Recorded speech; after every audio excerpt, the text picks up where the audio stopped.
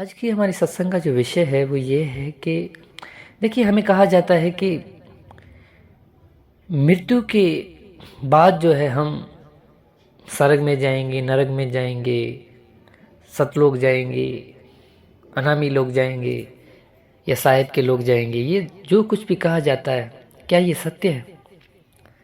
आज ये समझेंगे कि क्या अगर उस सत्य को पाना है, अगर सत्य लोक को प्राप्त करना है, तो क्या जीवित प्राप्त करना है या मृत्यु के बाद प्राप्त करना है?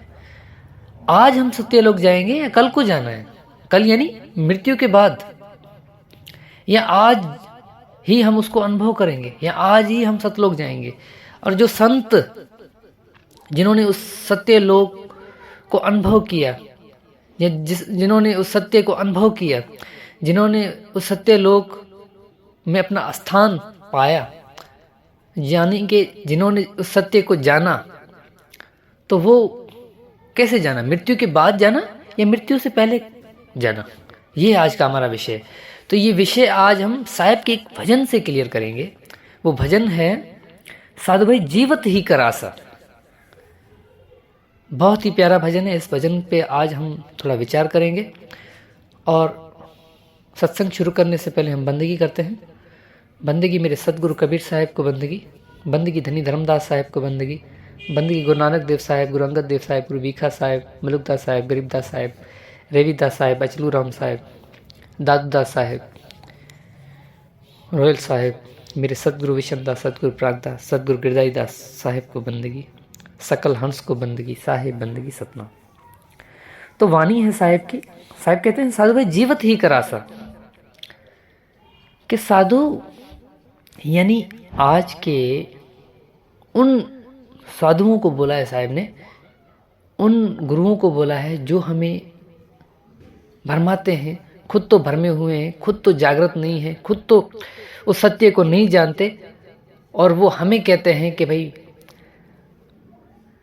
इस संसार में कुछ नहीं है, हमें सतलोक जाना है, सतलोक में ये है वो है, वहाँ पे शहद की नदियाँ चलती हैं, वहाँ पे दूध है, वहाँ पे घर जो बने हुए होते हैं वो सोन के बने हुए होते हैं, पता नहीं क्या क्या बोलते हैं। तो आज वो क्या बोलते हैं कि जब हम इस शरीर को त्यागेंगे तब हम वहाँ जाएंगे, और यही भ्रमजाल है। और ये इस भजन में साहिब हमें क्लियर करके बताता है। साहिब कह रहा है कि साधु भाई जीवत ही करासा, कि साधु जीवत ही आस कर उस सत्य की, उस सत्य लोक की, उस सत्य नाम की। अगर तुम जीते जी उस सत्य लोक को, जीते जी उस सत्य नाम को नहीं प्राप्त कर सकते, तो मरने के बाद भी कभी भी उसको प्राप्ति कर पाओगे। तो इस भ्रमजाल से निकल जाओ कि मृत्यु के बाद हम सत्य लोक में जाएंगे, हमने गुरु कर लिया है, गुरु ने हमने गुरु ने हमें नाम दे दिया है, किसने ओंग सोंग दिया है, किसने ओंग सोंग सत्य कबीर दिया है, अनेकों नाम जो आज गुरु दे रहे हैं, वो शिष्य समझ रहा है कि इन्हीं नामों के सहारा लेके मैं सत्य लोक जाऊंगा, मेरा गुरु जो है मुझे पार करेगा मृत्यु के बाद। ये भ्रमजाल है, और इससे निकल जाए तो अच्छा है, नहीं तो आप इस संसार में आते जाते रहोगे, यूं ही 84 लाख जूनियों में भटकते रहोगे। तो इस भ्रम से निकल जाए, और जो साहिब कह रहा है, जो साहिब का सत्य वचन है, जो साहिब ने सच्चा भेद दिया है, जो सच्चा ज्ञान है, उसे सुने, उसे समझें। तो आगे कहते हैं कि जीवत समझे, जीवत बूझे, जीवत मुक्ति निवासा। साहिब कहते हैं कि जीवत ही तुम हर चीज को समझ सकते हो, यानी कि जीवत ही तुम संसार के सार को समझ सकते हो, जीवत ही तुम आत्मा के सार को समझ सकते हो, जीवत ही तुम गुरु से सैन ले सकते हो, जीवत ही तुम गुरु से ज्ञान ले सकते हो, और जीवत ही तुम किसी भी पहेली को बूझ सकते हो, क्योंकि सत्य नाम जो है वो एक पहेली है। सत्य नाम है सार, बूझो संत विवेक करी, उतरो भौजल पार। सतगुरु का उपदेश यही, सतगुरु का उपदेश है कि सत्य नाम को बूझो। तो यहाँ पे साहिब ने कहा कि जीवत समझे, जीवत बूझे, जीवत ही बूझना है उसको, जीवत ही उस सत्य नाम को प्राप्त करना है, जीवत ही उसको बूझना है। जीवत मुक्ति नवासा, जीते जी ही मुक्त होना है, जीते ही हमें इस शरीर को त्यागना है। अब शरीर को त्यागना ऐसा नहीं है कि आप चले जाए मोटरवे पर, या आप स्टेशन पर चले जाएं और वहाँ पे ट्रेन के आगे खड़े हो जाएं कि भाई हम जीवत ही जो है मुक्ति को प्राप्त करेंगे। ये मुक्ति नहीं है। अपने शरीर को मारना मुक्ति नहीं है, यही तो भ्रम जाल है। क्योंकि आप शरीर हो ही नहीं, आप तो आत्मा हो। और आत्मा का ऐसे शरीर को किसी जगह पे लेके जाके आप समझ रहे हो कि मैं उसको मार दूंगा तो मैं मर जाऊंगा, ऐसा नहीं है। आपकी आत्मा उसी समय किसी दूसरे जन्म में चली जाएगी। 84 लाख जूनियाँ हैं, किसी ना किसी जूनी को जाके प्राप्त करेगी। यही बात तो गुरु गोरखनाथ से एक बंदा जा रहा था, उसने गुरु गोरखनाथ से पूछा कि गुरु गोरखनाथ जी मैं मरने जा रहा हूँ। तो गुरु गोरखनाथ ने क्या खूब कहा, गुरु गोरखनाथ ने कहा कि तुम जाओ मरने, और मर के तुम्हें पता चलेगा कि तुम तो मरते ही नहीं हो। क्या खूब कहा है, आप इस बात पे थोड़ा विचार करें। गुरु गोरखनाथ कह रहे हैं कि तुम जाओ मरने, और मरने के बाद तुम्हें पता चलेगा कि तुम तो मरते ही नहीं हो, मरता तो तुम्हारा शरीर है। ये सार है, ये सत्य है। वो परेशान हो गया, वो हैरान हो गया, वो ये विचार करने लगे कि मैं साधुओं के पास जाता हूँ, साधु कहते हैं कि अपने शरीर को नहीं मारो, ये अनमोल जन्म है, ये है वो है। ये अजीब साधु है जो मुझे बोल रहा है कि तुम जाओ मरने। तब उनको बात समझ में आई कि मैं तो मरता ही नहीं हूँ, यानी मेरा शरीर मरता है। तब उसको ये भेद समझ में आया जब गुरु गोरखनाथ ने उसे ऐसा कहा। और आज के गुरु कहेंगे कि भाई ना, नहीं मरने जाए, ये अनमोल जन्म है, परमात्मा ने तुम्हें दिया है।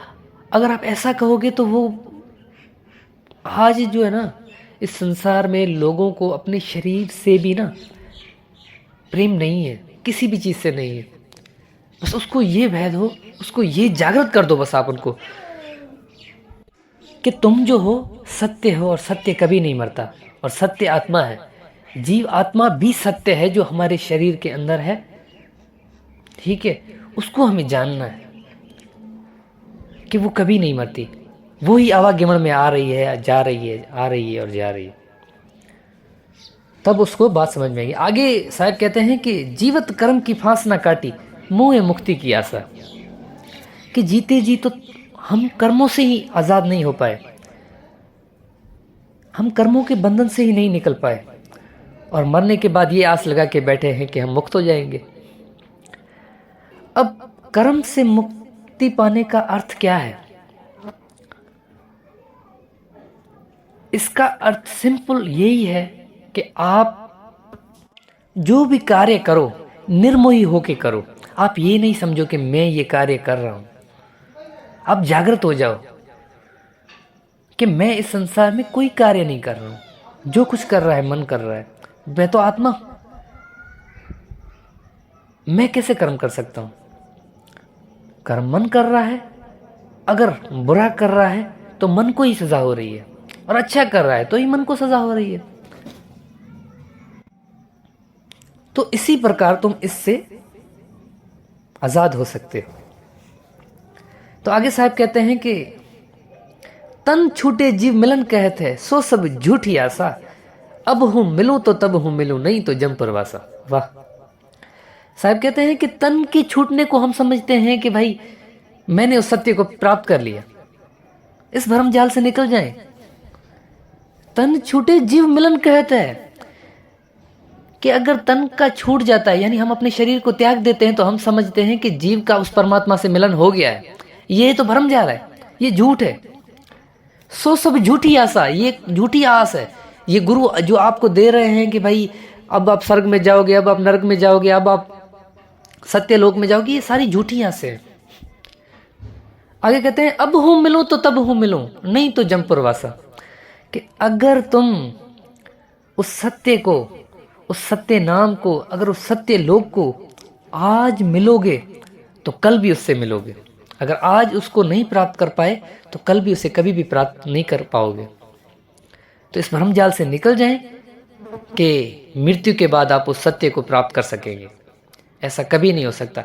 आप गुरु से विधि लें और अभी इसी जन्म में जागृत अवस्था से उस सत्य को प्राप्त करें, और ये नहीं सोचे कि मृत्यु के बाद मैं सत्य लोक में जाऊंगा, मुझे गुरु ने नाम दे दिए। ये सारा भ्रम जाल है। अगर आपको मेरी बात समझ में आ रही है, देखिए मैं आपको ये कहना चाह रहा हूँ कि अगर आपको बात समझ में आ रही है, ये साहिब की बानी समझ में आ रही है, तो आप सत्संग को शेयर ज़रूर कीजिएगा, जैसे सभी इस सत्य को जान पाएँ।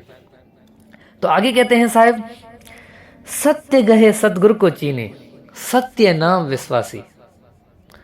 कि जो सत्य को ग्रहण करता है, जो सत्य को जानता है, जो सत्य को समझता है, जो सत्य को बूझता है, जो सत्य को समझता है, वो ही सद्गुरु को चीन सकता है, उस परमात्मा को चीन सकता है, वही उस सत्य नाम को चीन सकता है, वही उस सत्य लोक को प्राप्त कर सकता है। अब लोगों को यही समझ में नहीं आ रहा कि सत्य है क्या। उनको ये समझ में नहीं आ रहा कि क्या ये तन सत्य है, क्या ये मन सत्य है, क्या ये आत्मा सत्य है। सत्य है तो है क्या, अब यही समझ में नहीं आ रहा। तो आगे साहब कहते हैं कि सत्य नाम विश्वासी, कि परमात्मा के उस सच्चे नाम पे विश्वास कर।